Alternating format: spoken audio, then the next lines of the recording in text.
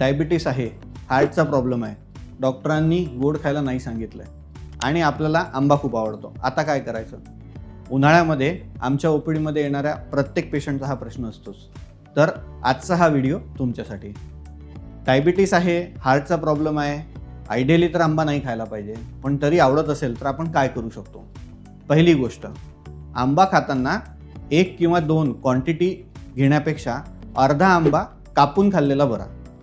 आंब्याचा रस किंवा मँगो शेक अशा गोष्टी बनवून त्यातून जास्त शुगर आतमध्ये जाऊ देण्यापेक्षा कापून आंबा खाल्ला तर त्यातून फायबरसुद्धा आत जातात आणि परिणामी शुगरचा स्पाईक कमी होतो.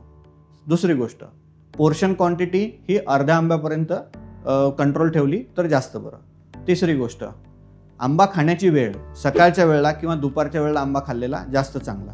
रात्रीच्या वेळेला किंवा इमिडिएटली जेवणानंतर आंबा खाणं थोडंसं टाळलेलं बरं.